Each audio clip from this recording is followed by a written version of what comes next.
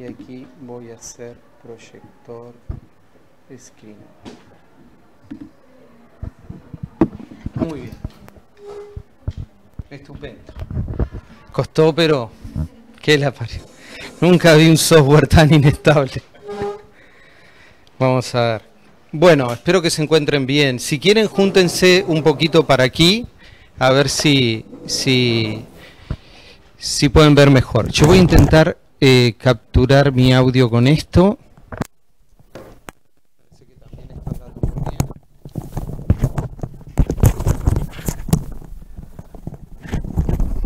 Perfecto. Así estamos más cómodos. Muchachos, tuvimos a lo largo del curso analizando, bueno, gran parte del temario, ¿no es cierto? Y a su vez organizamos el curso fundamentalmente por tipo de ambientes, ¿no es cierto? Primero le prestamos mucha atención a los lagos, luego a los sistemas de agua corrientes y posteriormente analizamos los embalses y en última instancia le prestamos atención a las interfaces o lo que denominamos ecotonos, como son humedales, ¿no es cierto? Ahora en el curso vamos a hacer, en este tramo final, vamos a hacer un análisis con una perspectiva ya mucho más transversal, ¿tá? Y lo que vamos a estar analizando son aspectos que tienen que ver con las presiones más comunes que tenemos en los ambientes acuáticos y qué efectos tienen. Algunas cosas hemos estado analizando a lo largo del curso, pero en este tramo final le vamos a prestar atención, por ejemplo, a los temas de restauración, ¿tá? Y nos vamos a entrar en el tramo final en lo que tiene que ver con la gestión o la gobernanza. ¿Está claro? ¿Ah?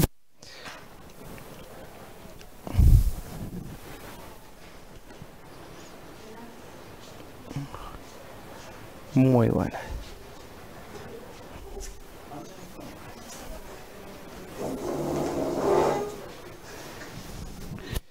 Precisamente lo que vamos a estar viendo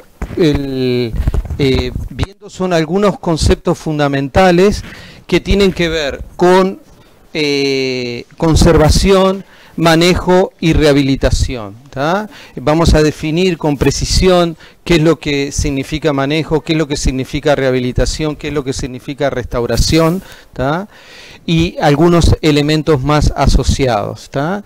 Obviamente, como les indica este diapositivo, este tema tiene en el caso de los sistemas acuáticos, tiene una relevancia por la multiplicidad servicios ecosistémicos que están implicados asociados a los recursos acuáticos, la propia relevancia que tiene el propio suministro de agua, no solo en lo que tiene que ver a las poblaciones humanas, sino también piensen en los temas de riego, provisión de alimentos, etcétera. Pero cuando uno piensa todos esos usos y todas esas demandas, hay algo que es chocante a primera vista, y es que la cantidad de agua dulce que tenemos en la biosfera es relativamente limitado, ¿no? Ahí aparecen algunos números o porcentajes que son importantes, como, bueno, una gran proporción del total de agua dulce es almacenada como hielo y como nieve en los polos y zonas aledañas, y eso representa casi el 77% del agua en el planeta. Probablemente hoy, si hiciéramos esta estimación hoy día, es un porcentaje sustancialmente menor, ¿tá? Pero fíjense que asociado al suelo representa el 22% del total de agua de la biosfera, y la que está directamente disponible para el uso del hombre y los organismos es solo el 0,5%, ¿no? En términos de volumen total. Eso significa que, bueno, la relación entre la relevancia que tiene el uso que nosotros hacemos de agua y la disponibilidad, hay un desbalance que se acerca mucho a lo que veíamos, por ejemplo, al inicio del curso con el tema de los nutrientes limitantes, ¿no es cierto?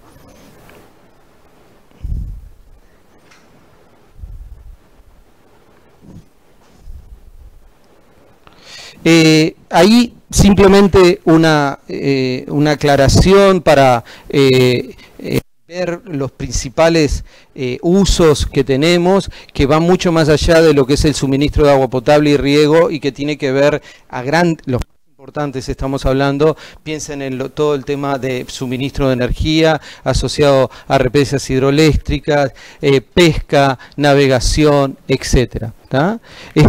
Y además tenemos que pensar este problema en un patrón no solo de crecimiento de la población humana, un crecimiento exponencial, sino esa tendencia de una mayor concentración de las poblaciones en centros urbanos, que eso ha cambiado relativamente reciente en el tiempo, donde pasamos a tener más poblaciones en los centros urbanos que en los medios rurales, y eso es un gran cambio si tomamos en cuenta la historia de la humanidad. Eso nos lleva, tiene sus aspectos positivos y negativos, nos lleva a que tenemos mucho más concentración de perturbaciones en el espacio que teníamos antes. Y esa mayor concentración de la población en medio rural tiene otro efecto negativo, que es la desconexión entre la provisión de servicio y el lugar que te asegura la provisión del servicio. Para mucha gente en la ciudad, tú le preguntás de dónde viene el agua y no tiene la menor idea, ¿ah? Exactamente. ¿Ah? Ahora, cuando nosotros estamos hablando de cuáles son las principales alteraciones en los sistemas acuáticos, básicamente estamos hablando de grandes procesos, algunos de los cuales ya hemos ido analizando. ¿Qué tal? Pasen para allá. Vamos a dejar abierto porque hace un calor que... ¿Ah? Los procesos más importantes tienen que ver con la eutrofización. La eutrofización es el principal problema de calidad de agua, no solo a nivel nacional, sino a nivel global. Es lejos el problema de deterioro más importante en términos de calidad de agua. Pero no solo se circunscribe al problema de la eutrofización, también tenemos problemas asociados a lo que podemos llamar contaminación por diversos químicos, ¿no es cierto? Y ahí entra todo el paquete de lo que es herbicidas, insecticidas, metales pesados, etcétera. Pero también hemos tenido otras perturbaciones en los sistemas acuáticos, por ejemplo, la acidificación. Ustedes son muy jóvenes, pero cuando yo era adolescente y niño, uno de los principales problemas en los cuales se trabajaba en esos años en términos de conservación de los sistemas acuáticos y las restauraciones eran los problemas de la lluvia ácida en el hemisferio norte. Vamos a estar analizando ese caso porque nos permite entender cómo una perturbación afecta a distintos componentes, pero lo más interesante es que tiene un mensaje positivo, ¿no es cierto? Y es que ese problema lo logramos controlar, ¿no? A diferencia de otros que persisten mucho en el tiempo, ¿tá? Pero otras alteraciones muy importantes tienen que ver con las obras de drenaje, vinculado sobre todo a lo que son los humedales y los sistemas de aguas corrientes, ríos y arroyos, riego, los problemas de colmatación de cauces asociados a erosión de suelo. Esto para que vayan viendo el paquete de perturbaciones que ocurren en estos sistemas, que muchas veces ocurren de forma simultánea, no es que tengamos una secuencia escalonada, sino que muchas veces ocurren todos y todos al mismo tiempo. Y después otro capítulo que no es menor es la introducción de las especies exóticas, que en el Uruguay somos campeones en ese punto, ¿no? Ahora, hay dos conceptos que son preguntas ineludibles en cualquier parcial.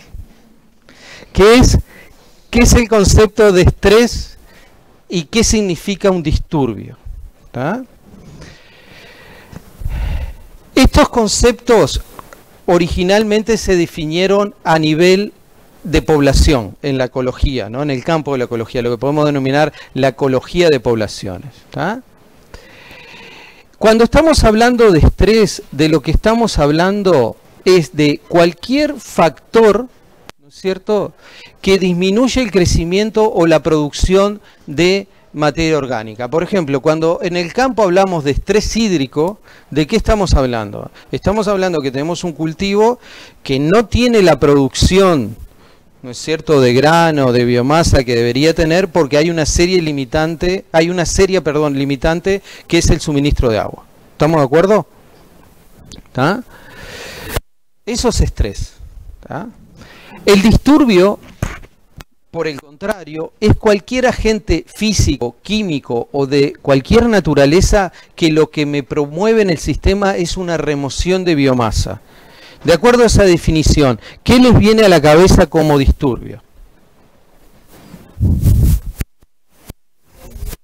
El incendio, por ejemplo, ¿no? El incendio es el clásico ejemplo de un disturbio, pero cuidado. La herbivoría del ganado, ¿qué es? ¿Es un estrés o un disturbio? Es un disturbio, porque remueve biomasa del sistema. ¿Tá? El estrés te limita la producción de biomasa. El disturbio, independiente de su naturaleza, te remueve biomasa. Ojo, un estrés muy prolongado en el tiempo puede transformarse en un disturbio. Es decir, una seca muy prolongada en el tiempo termina eliminando biomasa viva y se transforma en un disturbio. ¿Tá? ¿Está claro? Estos dos conceptos es fundamental tenerlos en cuenta. ¿Ah? La biomasa, claro, ¿para qué pasó acá? Tiene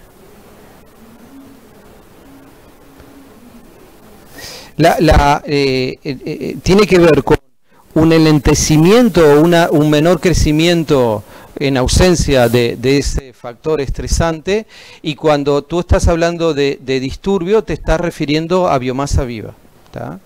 Un disturbio puede remover tanto biomasa viva como biomasa seca, ¿no es cierto? Un incendio en un bosque te está removiendo los dos componentes. ¿Tá? Entonces, lo que vamos a ver en la clase de hoy son, además de la definición de estos conceptos claves, vamos a entrar en unos minutitos a definir otros conceptos que son sumamente relevantes, que tienen que ver con manejo, restauración y rehabilitación. Y vamos a tomar varios ejemplos al respecto. ¿Ah? Y vamos a irnos directamente a este gráfico. ¿Tá? Fíjense en ese gráfico. Ese gráfico, en el eje de las X tenemos complejidad estructural. Acá estamos hablando de un ecosistema cualquiera, ¿no? Puede ser un ecosistema acuático o puede ser un ecosistema terrestre o cualquier ecosistema. ¿Tá? Fíjense, tenemos en el eje de las X complejidad estructural y en el eje de las Y complejidad funcional. ¿Qué atributos se imaginan ustedes que pueden ilustrar la complejidad estructural y la complejidad funcional de un ecosistema?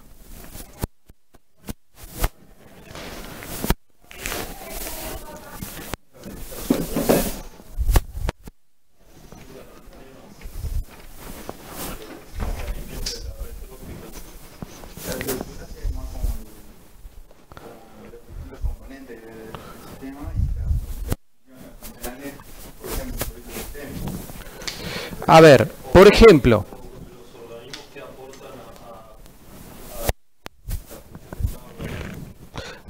veamos, complejidad estructural se refiere, por ejemplo, a qué diversidad tiene el ecosistema, ¿no? Por ejemplo, qué diversidad de herbívoros tiene o de carnívoros. Eso es un atributo estructural, ¿no? O, por ejemplo, qué niveles de materia orgánica tiene el suelo.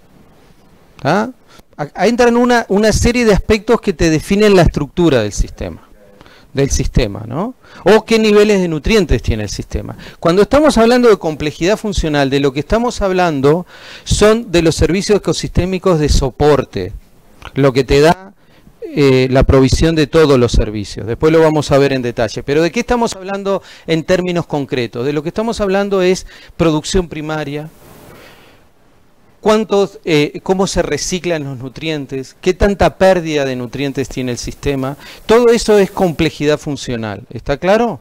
¿Tá? O, por ejemplo, cómo son las transferencias de energía entre los niveles, o cuál es la relación entre la producción y la biomasa, Exactamente, ¿no?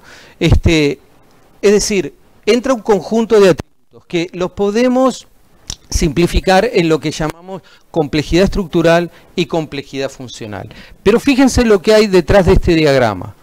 Este diagrama lo que nos está diciendo que un ecosistema en ausencia de disturbios a lo largo del tiempo va a incrementar su complejidad estructural y su complejidad funcional. Términos concretos, ¿qué quiere decir eso? Un ecosistema en ausencia de disturbios tendría que, a medida que transcurre el tiempo, ser más diverso, tener ciclos más cerrados de nutrientes, una mayor eficiencia en la relación producción-biomasa, entre otras cosas. Eso es lo que está detrás del diagrama este. Por eso ahí aparece una flechita que nos está diciendo evolución del sistema. Pero esa evolución del sistema parte de un supuesto importante que hay que tenerlo sobre la mesa. Es en ausencia de disturbios. ¿Estamos claros? Adelante. ¿Para qué hoy estoy con todos los medios? No, de que cuando, por ejemplo, que en el tiempo como que el sistema, algunas especies son como que simplifica la abundancia, no, la riqueza de especies, porque algunas como que empiezan bueno, a ganar el terreno, ¿no? Y que cuando venía el disturbio como que reseteaba el sistema y ahí como que empezaba de vuelta. En este caso sería lo contrario. Ese es un marco teórico muy importante que es lo que se conoce con el nombre de la hipótesis del disturbio intermedio. ¿Tá? Que lo que te dice es que la mayor diversidad se da en una situación intermedia donde en un extremo tenés un sistema con una gran recurrencia de perturbación y en el otro extremo tenés un ecosistema con casi ausencia de perturbación. ¿Qué es lo que pasa en un ecosistema una vez que... esa hipótesis lo podés unir con este diagrama, pues la pregunta es, ¿esa flecha continúa de forma indefinida o empezamos a encontrar un plató, digamos, una estabilización? Y el marco de la hipótesis de disturbio intermedio te predice que deberíamos alcanzar una estabilización. ¿Por qué? Porque en ausencia de disturbios, algunas especies empiezan a ser dominantes y empiezan a excluir especies. Lo que vamos a analizar en unos minutos, en la clase de hoy o de repente en la que viene, que tiene que ver con los procesos de sucesión. ¿Tá? Porque los ecosistemas, a medida que van evolucionando en el tiempo, van presentando cambios de la misma forma que lo tiene una comunidad vegetal. ¿Tá? Ustedes en diseño de paisaje y en la LGA han estudiado sucesión. Perfecto. Muy bien, porque puedo hacer unas cuantas preguntas al respecto. No,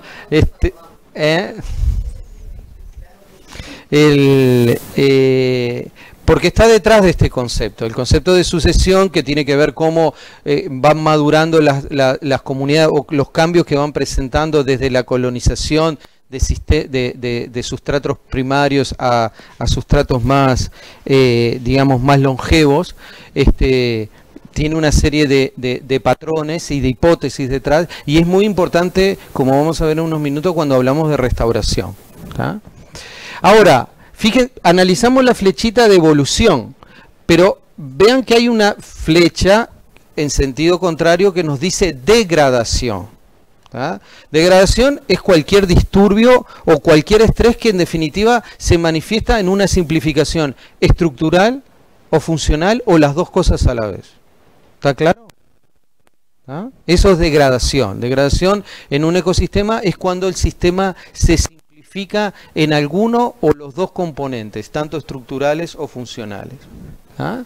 Entonces fíjense que ahí aparecen tres R's, ¿no? La R de rehabilitación, la R de restauración. ¿Tá?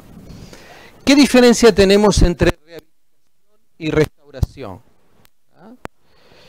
En la restauración, aquí empezó a verse esto.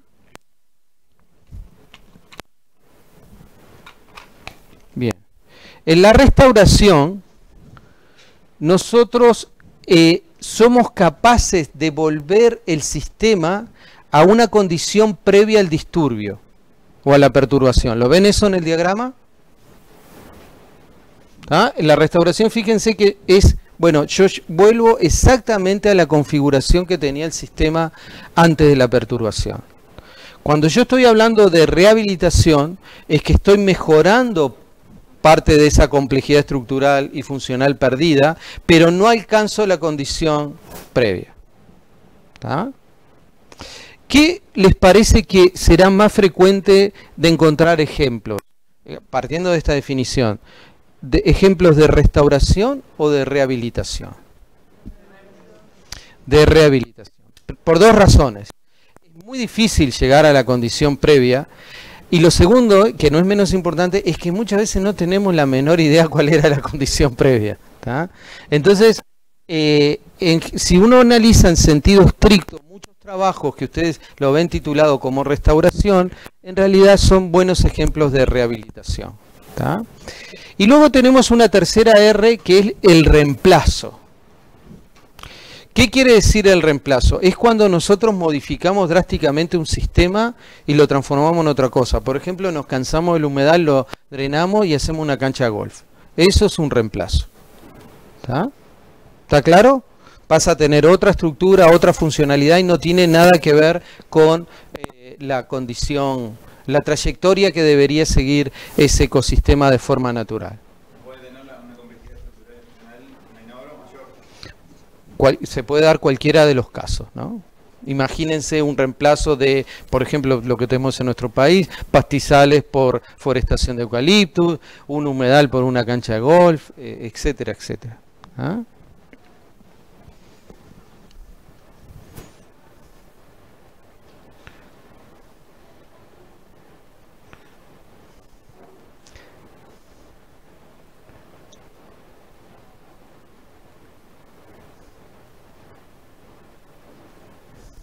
Y acá vienen otros dos conceptos que nunca faltan en un parcial, que es qué entendemos por manejo y qué entendemos por recuperación. Y dentro de recuperación estamos hablando tanto de restauración como rehabilitación. ¿Estamos claros?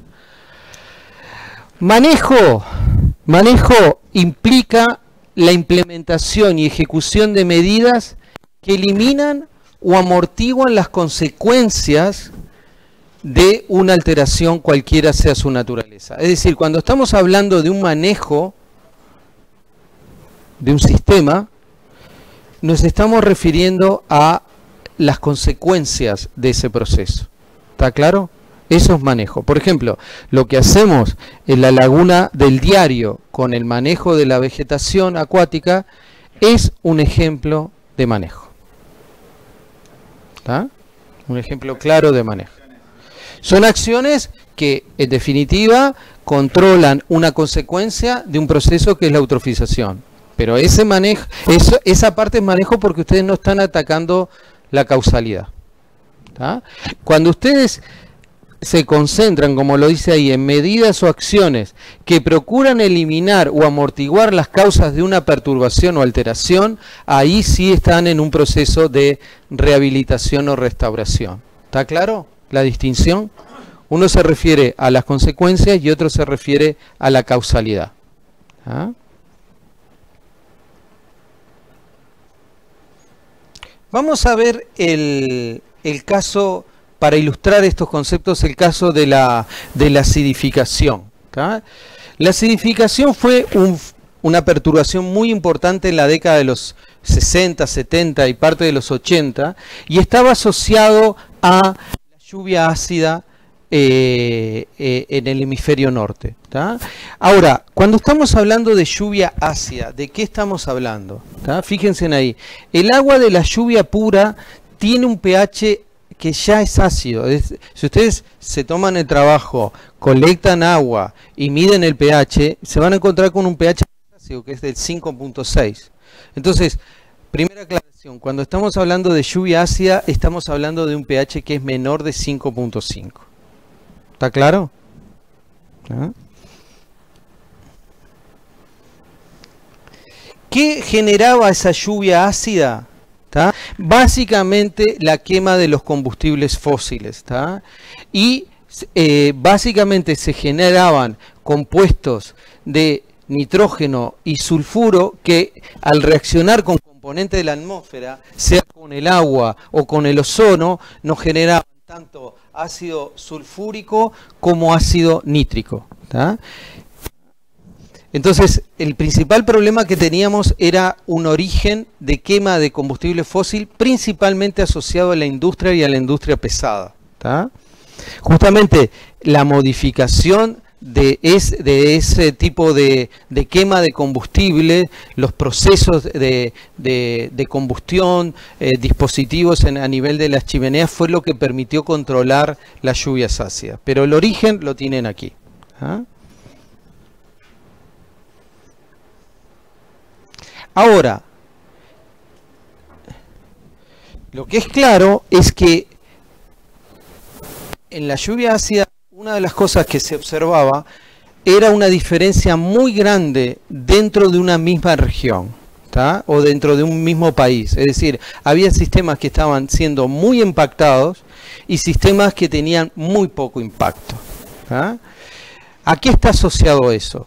Justamente está asociado a que algunos sistemas eran muy susceptibles al efecto de la acidificación y otros sistemas eran muy poco sensibles a la acidificación. ¿Y cuál era el control fundamental? Básicamente las características geológicas en el cual se estaba el sistema y sobre todo la reserva alcalina que tenía el sistema, ¿tá? Con esto lo que quiero decir es que aquellos lagos que estaban en matrices geológicas, por ejemplo, con mucho carbonato de calcio, tenían la capacidad de amortiguar mucho este fenómeno de la lluvia ácida. Pero aquellos lagos con una reserva alcalina muy pobre sufrían muy efectivamente la lluvia ácida, ¿ah? Básicamente eso por los mecanismos que vimos al principio de este curso, es, bueno, ¿qué capacidad tengo el sistema desde el punto de vista químico de amortiguar esa variación de pH? Cuanto menos reserva alcalina, mayor era el impacto de estos sistemas. Entonces, lo importante es que el efecto de la acidificación, en definitiva, es una resultante de dos procesos. Uno, la lluvia ácida, pero en segundo lugar, las características y las características geológicas donde estaban incluidos estos sistemas acuáticos, ¿ah?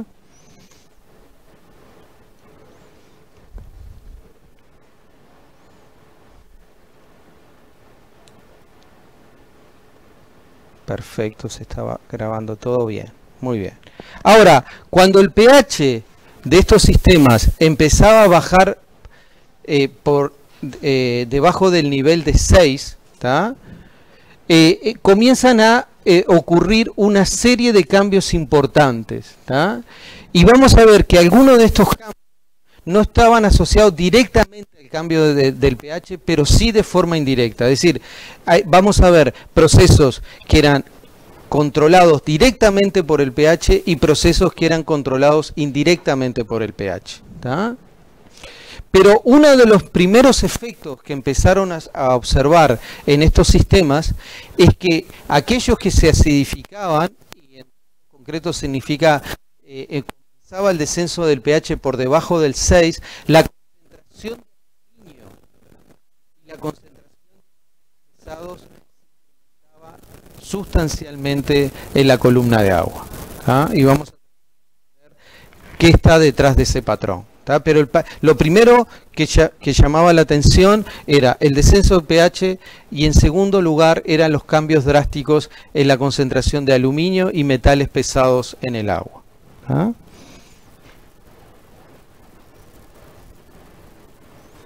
Pero asociado a esos cambios ocurrían también una cantidad de respuestas en los componentes bióticos del sistema. Fíjense, acá aparecen muy resumidos. Justamente cuando estamos en pH ácido, la diversidad, por ejemplo, en el componente fitoplanctónico decrecía sustancialmente, ¿tá? Y fundamentalmente porque algunos de los grupos desaparecían del sistema. ¿Y cuáles eran esos grupos? Fundamentalmente cianobacterias y diatomeas. Y otra de las respuestas características de la acidificación era que el fitoplancton quedaba absolutamente dominado por dinoflagelados y crisofitas, que son grupos específicos con gruesas paredes celulares, etc. ¿Ah? En definitiva, hay una reducción en la riqueza, pero también hay una reducción en la biomasa, ¿tá?, de los productores primarios, y me refiero fundamentalmente al fitoplancton. Eso, como ustedes ya saben y lo están intuyendo, tenía otro efecto muy marcado, que era el incremento de la transparencia del agua. Estos lagos quedaban ácidos y quedaban muy transparentes, ¿tá?, justamente por esa reducción de la biomasa algal, ¿tá?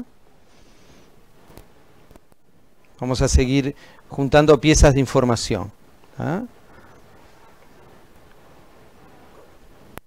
Otra de los componentes que a nivel de productores primarios que presentaban estos sistemas era una reducción también de las algas fijas, no solo la biomasa del fitoplancton, de las algas libres en la columna de agua. Todas aquellas algas fijas asociadas a rocas o a plantas también se reducían drásticamente. Es decir, el descenso de la biomasa algal no solo involucraba el componente pelágico, fitoplanctónico, sino también componentes bentónicos o asociado a plantas acuáticas. ¿Ah? Y otro proceso importantísimo que se observaba en la acidificación es que la comunidad de peces quedaba severamente afectado por la acidificación, fundamentalmente por efectos de pH a nivel de la reproducción, que se manifestaban en que las poblaciones de peces quedaban con pocos individuos de las tallas más grandes, es lo que podemos decir en pocas palabras, poblaciones envejecidas de peces, porque teníamos solo las tallas más longevas. ¿Ah? Y a lo largo del tiempo, si este proceso persistía, el lago quedaba sin peces. ¿Ah? Bueno, es lo que vamos a ver. Te estoy dando los patrones y vamos a ver, para qué me falta uno, y ahí vamos a tratar de entender qué es lo que pasaba, y lo más interesante, cómo en esos años se lo ingeniaban para restaurarlo, desarrollando su biasia. Otro efecto muy importante era a nivel del zooplancton, de los herbívoros, ¿no? Y ahí les indica algunos de los efectos más importantes. Uno de ellos era la reducción o la desaparición de las dañas, y el predominio de otros grupos de zooplancton que generalmente son menos eficientes en la herbivoría, es decir, consumen menos producción primaria, como son los rotíferos, ¿tá?, o los calanoides. ¿Ah? Entonces, no solo teníamos un descenso de la biomasa, sino también un cambio en el componente de herbívoros asociados al zooplancton. ¿Ah? Entonces, ¿qué hay detrás de todos estos patrones? Acá tienen la historia en este diapositivo. La reducción de pH provoca un aumento de la solubilidad de los metales. Aluminio, pero otros metales también se incrementan sustancialmente, incluso metales pesados como el cadmio. ¿Tá? Es un problema de solubilidad y sobre todo cómo ese cambio en la solubilidad termina facilitando el pasaje desde el sedimento a la columna de agua. ¿Tá? Por ejemplo, los peces son especialmente sensibles al aluminio, ¿tá? Ya que, por ejemplo, el aluminio se vincula directamente a las agallas y parte del sistema respiratorio, ¿tá? Y por lo tanto termina, como les dice acá, afectando la eficiencia respiratoria de los peces, ¿tá? El otro mecanismo que hay detrás de esto, que ustedes también ya lo deberían intuir, es que si se libera, se solubiliza una concentración importante de aluminio hacia la columna de agua, ese aluminio se va a complejar con el fósforo y no lo va a dejar disponible. Y esto nos explica toda esa reducción en diversidad y en biomasa del fitoplancton y de todas las algas fijas. ¿Tá? Entonces, la afectación en el caso del fitoplancton no es una afectación como en el caso de peces donde hay ¿tá? Perdón, hay una afectación también indirecta. El pH me modifica el aluminio y el aluminio tiene un efecto tóxico a nivel respiratorio en los peces.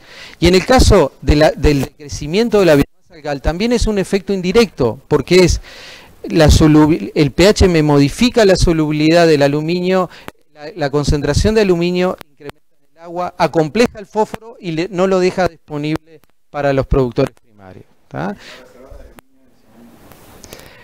Queda menor concentración de aluminio en el sedimento. Por supuesto, por supuesto, por supuesto. Y ahí también tenés muchas diferencias entre los sistemas en función del contenido de aluminio en el sedimento. Pero fíjense, este ejemplo se los traemos y se los ponemos como caso interesante por el hecho de que como un solo factor me está condicionando tantas respuestas en un sistema. ¿Tá? Simplemente modificando el pH y la solubilidad de algunos elementos que terminan siendo determinantes en la dinámica del sistema. ¿Ah?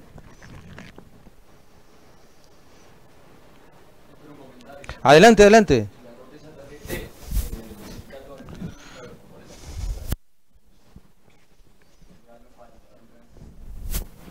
Perfecto. Exactamente, exactamente. El otro ejemplo que ocurría en estos lagos es que al reducirse la abundancia de peces, la presión de predación se reduce, y otra de las cosas que ocurría en estos sistemas es que quedaban totalmente, el zooplancton quedaba dominado por un invertebrado que es Cauborus, es un género de un díptero, ¿tá? Y bueno, generaba poblaciones extremadamente densas de Cauborus, pero por esa, en este caso, desaparición de la presión de depredación sobre los Cauborus. ¿Ah? Este es un bichito muy especial, ¿no es cierto? Porque tiene toda una migración vertical. Durante el día está pegadito al sedimento y después migra masivamente a la columna de agua en la noche. Eso lo hace justamente para evitar ser predado por peces y básicamente estos organismos consumen zooplancton. Los grupos más pequeños de zooplancton o incluso las mismas dafnias, los organismos más grandes. ¿Ah? Ahora, ¿cómo se imaginan que se lidiaba con este problema? Se lidiaba de una forma muy rudimentaria, ¿no? Poco sofisticada. Básicamente lo que se hacía era se agregaba carbonato de calcio, lo que en inglés se denomina liming. ¿Ah? Es decir, se agregaba grandes cantidades de carbonato de calcio para justamente incrementar la reserva alcalina del sistema, tener una mayor capacidad de amortiguación de esa lluvia ácida y no desencadenar todos los efectos que veíamos. ¿Tá? Y ahí justamente en la parte inferior tienen una foto de una embarcación disolviendo el carbonato de calcio y aspersándolo en la columna de agua. ¿Ah? A los gauchos nomás. ¿Ah? Pero este es un caso interesante, ¿no es cierto? Porque más allá del manejo que se hizo durante mucho tiempo y que logró ir rehabilitando o amortiguando parte de las consecuencias adversas, es un ejemplo interesante porque lo que se modificó sustancialmente fue la causa del problema. Justamente una mayor eficiencia de los procesos de combustión, desarrollo de filtros, retención de gases en las chimeneas, redujo sustancialmente el problema de la lluvia ácida, que en esos años se presentaba como un problema casi irresoluble. ¿Ah?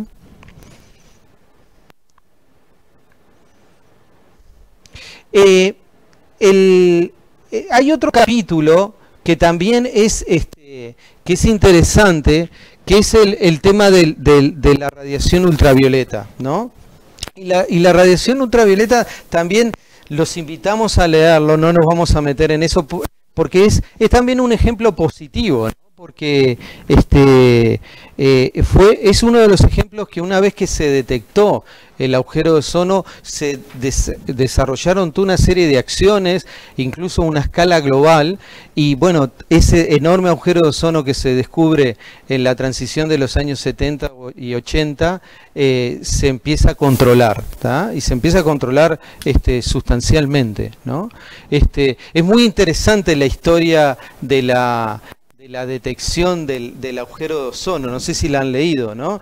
Por ejemplo, lo que sucedía es que tenían información ya desde los primeros satélites Landsat en los años, a partir del año 81, 82, de niveles de radiación ultravioleta muy altos en la Antártida, ¿no? Y por supuesto la primera reacción fue: el sensor está funcionando mal, ¿no? Y estuvieron varios años con esa hipótesis de que el sensor funcionaba mal, y efectivamente cuando empezaron a medir directamente en el campo, en el terreno, los niveles de ultravioleta, se dieron cuenta que en realidad el sensor funcionaba muy bien, ¿tá?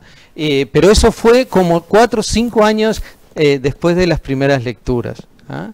Y bueno, lo van a ver en este archivo, toda una serie de alteraciones que genera la radiación ultravioleta. Pero me voy a ir a el siguiente capítulo, que me parece mucho más relevante en el contexto, de Uruguay, que es la introducción de especies exóticas, ¿no? Y dentro de la introducción de especies exóticas tenemos una constelación de organismos, ¿tá? Y tenemos, por ejemplo, ahí tienen la foto del mejillón dorado, del Limnoperna fortunei, una especie que también ha llegado al Uruguay y que está en toda la cuenca del río de la Plata, ¿tá? Y estas son especies que una vez que llegan modifican drásticamente el sistema de funcionamiento de un cuerpo de agua, sobre todo por el impacto que tienen en la tasa de filtración, en la remoción de partículas y en la remoción de fitoplancton, ¿tá? Pero ahí después tienen una foto que es de Ecornia crassipes, ¿tá? Del camalote. El camalote es una de las malezas más peligrosas, es una de las malezas más peligrosas a nivel global, y ustedes saben que la Ecornia crassipes, su rango de distribución original incluye América del Sur y Uruguay en particular, ¿tá? Pero se expandió a nivel global y en muchos lugares, e incluso en nuestro país, termina teniendo un comportamiento muy agresivo, tiene un crecimiento muy importante, sobre todo cuando hay una oferta importante de nutrientes, y genera interferencias de todo tipo, desde la navegación, imagínense lo que es toda esa carpeta de agua, toda esa carpeta de plantas sobre la superficie del agua, cómo modifica toda la concentración de gases en la columna de agua, etcétera, etcétera, ¿ah?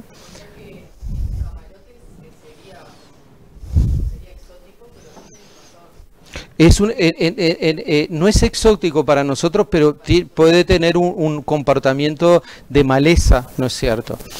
Es muy interesante la historia de Ecornia crassipes, porque justamente empezó su distribución a nivel global y llegó a Estados Unidos, donde ocasiona serios problemas. En Estados Unidos se invierten millones y millones de dólares cosechando o fumigando Ecornia crassipes para despejar todos los canales de navegación en los pantanos del estado de Florida, ¿tá? Y es muy interesante porque la dispersión de Ecornia crassipes comienza a finales del siglo XIX en una feria mundial. Y la delegación de Japón te daba como presente una pequeña Ecornia crassipes, como presente para que te lo llevaras a tu casa, y bueno, y ahí empezó una dispersión masiva. Muchas de las malezas acuáticas que se han transformado en maleza y se han extendido en el tiempo son, el origen son jardines botánicos. No, son jardines botánicos que entre sus colecciones tienen vegetación acuática, piletas y demás, y bueno, Cuando se limpia, se remueve, se van las plantas a los sistemas acuáticos y así tenemos muchas historias de maleza. No es exótica.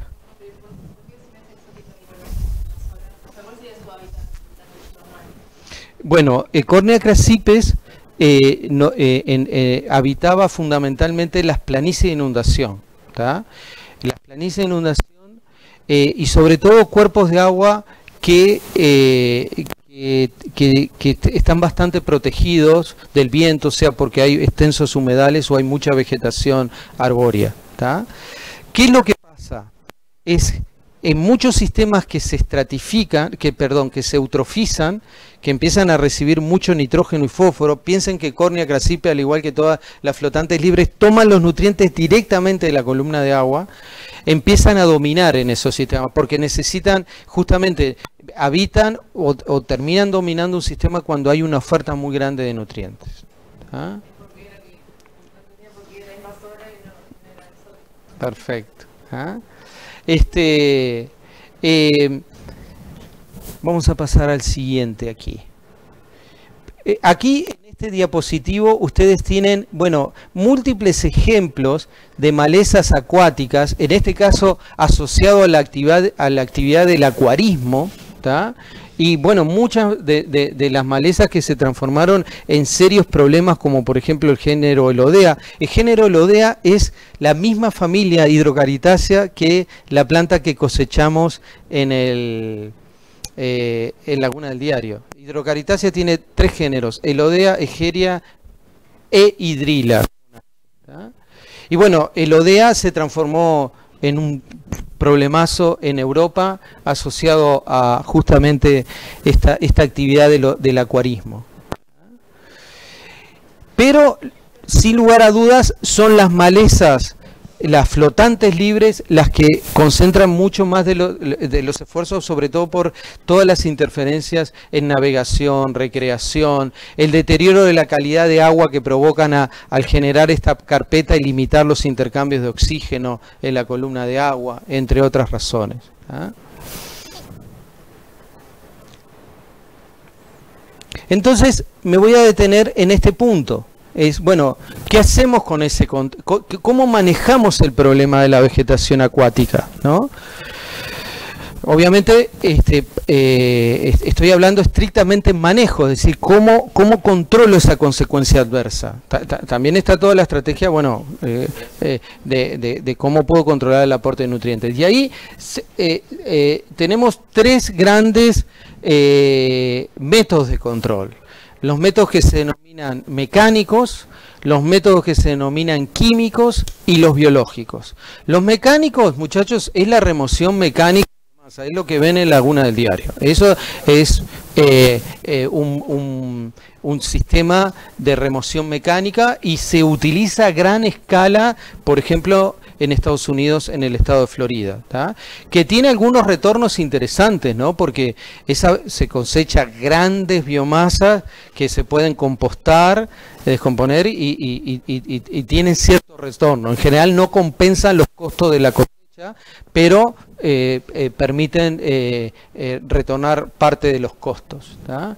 La cosecha mecánica, muchachos, tiene varios efectos, más allá de eliminar la interferencia, tiene algunos efectos positivos y algunos efectos negativos. Es que asociado a esa biomasa puede ir una cantidad enorme de nutrientes y se remueve nutrientes, ¿tá? Entonces, no solo estamos eliminando la consecuencia, sino que podemos empezar a tener una contribución, por ejemplo, en el control de la carga interna de los nutrientes. ¿Ah? Pero tiene efectos negativos porque, por ejemplo, muchas veces los sistemas de cosecha incrementan mucho el material en suspensión en la columna de agua, ¿no? Genera mucha turbidez y eso tiene toda una serie de consecuencias. ¿Ah? Los métodos químicos. ¿Qué son los métodos químicos? Los métodos químicos de control de la vegetación acuática son y principios más comunes que conocemos, simplemente que tienen formulaciones especiales para su aplicación en el medio acuático, ¿tá? Y se aplican a gran escala, ¿no? Obviamente la aplicación de los métodos químicos, la elección del método químico, o ir por la alternativa biológica o ir por la alternativa mecánica, depende, como se imaginarán, cuál es el uso que se hace del sistema. En un sistema destinado al suministro de agua potable, obviamente no van a ir por una alternativa química, ¿no? Las alternativas biológicas, y las plantas acuáticas tienen muchos ejemplos, es utilizar enemigos naturales de la vegetación, ¿no? Y ahí hay muchísimos ejemplos, varios de ellos, como siempre, desarrollándose en Australia, importando enemigos para controlar las malezas y generando los mayores desastres que uno se puede imaginar, pero también se investigó durante mucho tiempo el desarrollo de controles biológicos, ¿no? Porque, por ejemplo, una de las cosas que los australianos en la década de los 80 y los 90 estudiaban mucho era todos los insectos que atacaban por ejemplo, Cornea crassipes y Pistia stratiotes en América del Sur. Porque una de las cosas decían, bueno, si este es el rango de distribución original y en muchos de los lugares, como las planicies de inundación, están presentes pero tienen un crecimiento acotado, es que tienen enemigos, ¿no es cierto?, en el consumo. ¿Ah? Y bueno, y sobre esa lógica estuvieron trabajando mucho tiempo. ¿Ah?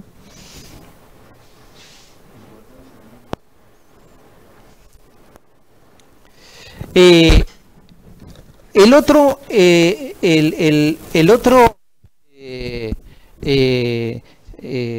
componente de introducción de especies exóticas es justamente la introducción de los bivalvos exóticos, ¿tá?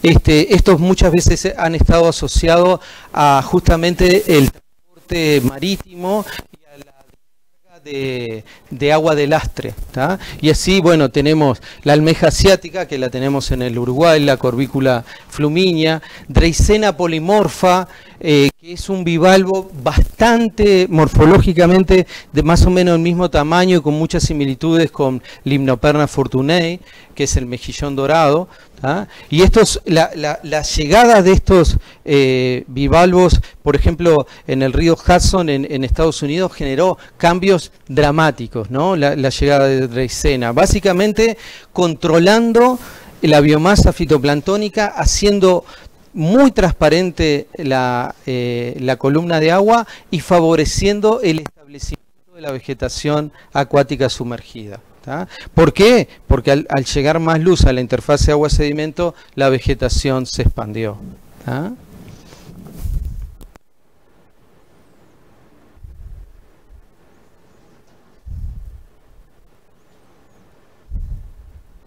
Un caso dramático, muchachos, de efectos de introducción de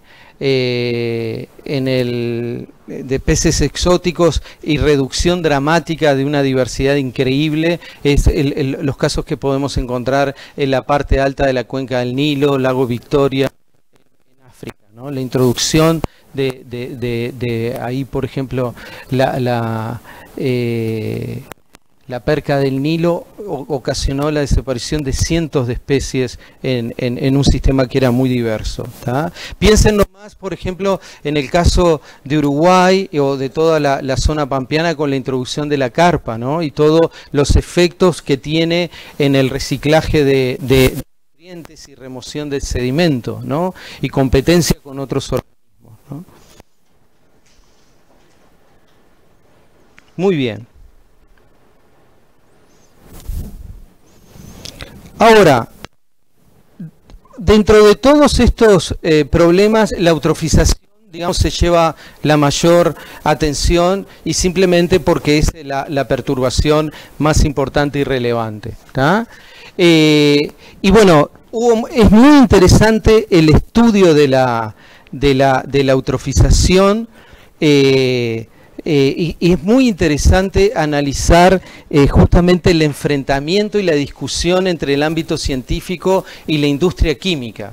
Tiene muchos paralelismos con la discusión de los efectos del tabaquismo, ¿no? Las mismas dinámicas en la industria química, generando información, tratando de desacreditar la información científica. La discusión en esos años se centraba en lo siguiente: en esos años teníamos, además de los fertilizantes, teníamos unas formulaciones de detergentes que eran muy ricas en fósforo, ¿tá? Entonces la discusión en esos años era, bueno, pero ¿qué es lo que eutrofiza el sistema? Los niveles el incremento del nivel de carbono, de nitrógeno o de fósforo, o la combinación de todos. Bueno, y la respuesta llega hacia finales de la década del 60, en el año 69, y después en estos experimentos de principios de los 70, donde, bueno, se toman lagos, en este caso en Canadá, y se comienza a adicionar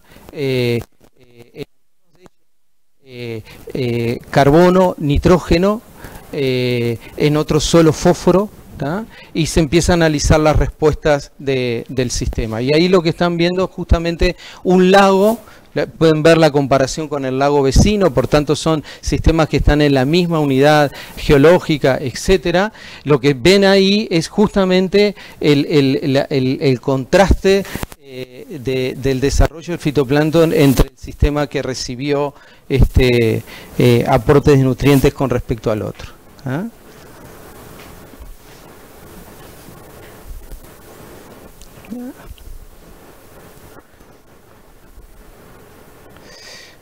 Ahora, vamos a centrarnos acá, porque hemos hablado mucho de la eutrofización en el curso. Pero ¿cómo trabajamos con la rehabilitación de los sistemas que se han eutrofizado? Básicamente existen tres grandes estrategias. Lo que se llama el control del aporte externo de nutrientes, el control de la carga interna de nutrientes y la biomanipulación. ¿Tá? En grandes rasgos, hoy día es un poco más sofisticado.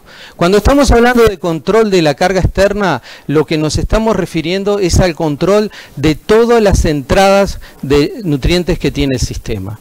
¿Cuáles son las entradas? Bueno, pueden haber aportes puntuales o pueden haber aportes difusos.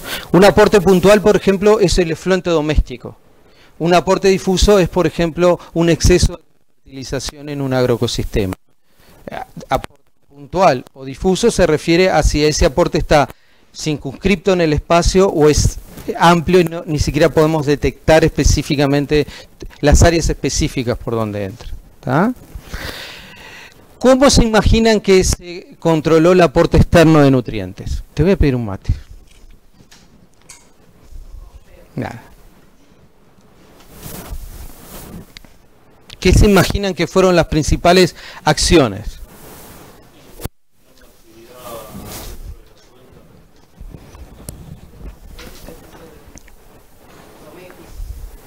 ¿Y cómo se imagina que pasó a controlarse los aportes puntuales?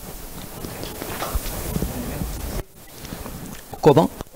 Saneamiento. Ese fue, digamos, la primera gran estrategia. En los años 70, 80, en Estados Unidos y en Europa existe un gran esfuerzo de justamente tener una mayor cobertura de saneamiento, pero además tener una mayor complejidad de los depuradoras de agua, que ya no solo tenían un tratamiento de tipo primario y secundario. Primario es me retiene todo el material particulado, el secundario me degrada la materia orgánica y el terciario me retiene los nutrientes que se originan de la degradación de la materia orgánica. Empiezan a instalarse plantas de tratamiento depuradoras con los tres niveles.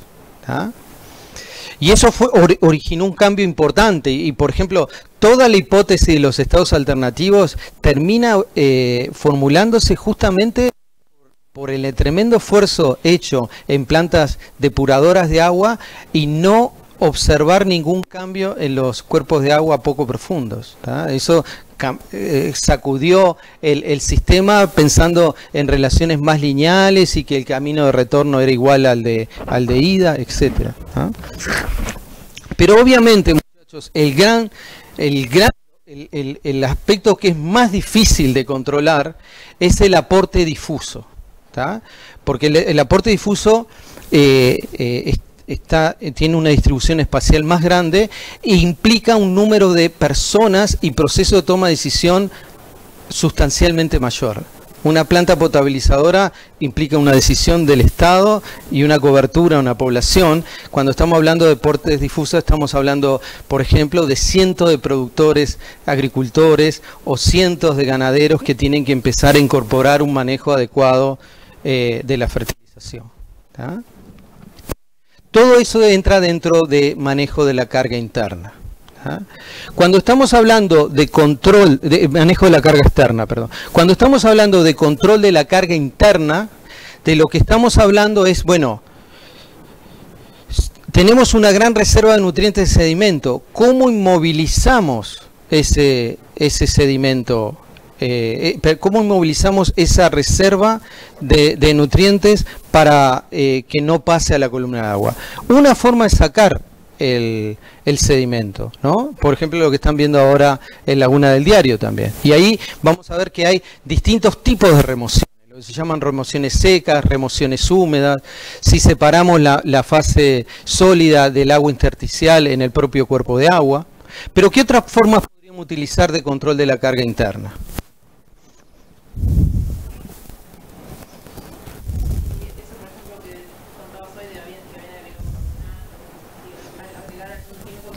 Exactamente. Ahí vamos a ver que más allá de la remoción tenemos métodos de aislamiento químico. Por ejemplo, agregar cloruro férrico, agregar sulfato de aluminio o arcillas modificadas como el Foslock.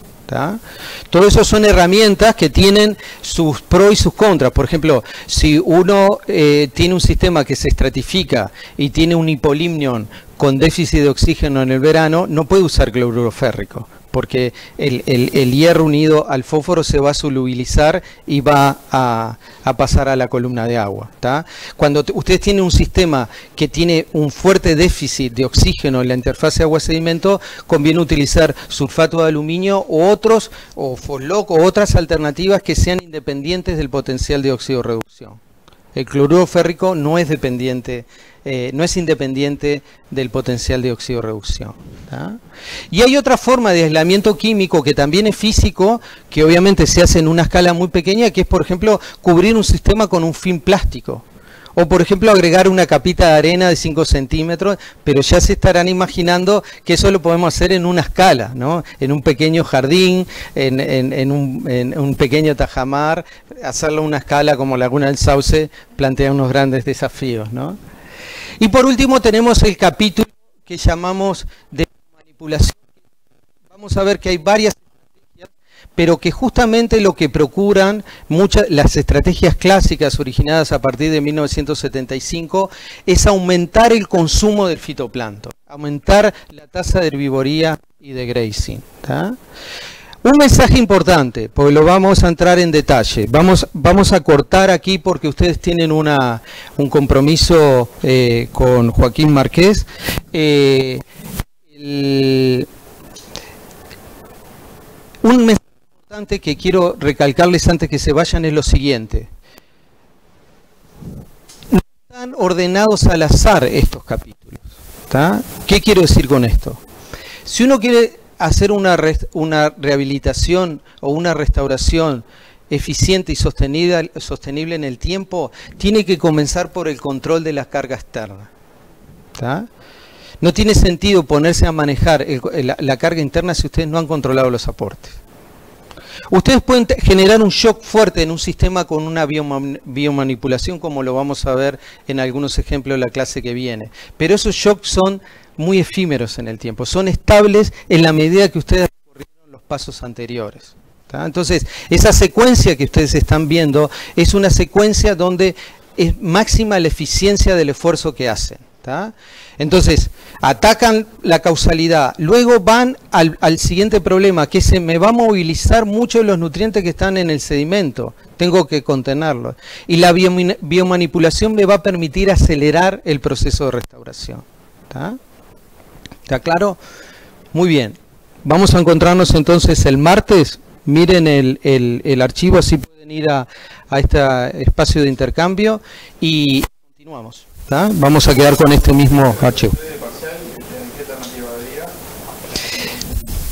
Lo que nos están... Bueno, varias informaciones clave. Bueno, supongo que ya se difundieron por el tema del tiempo del fin de semana. Y segundo, lo que nos están planteando, Guillermo, es que muy apretados para la fecha del parcial.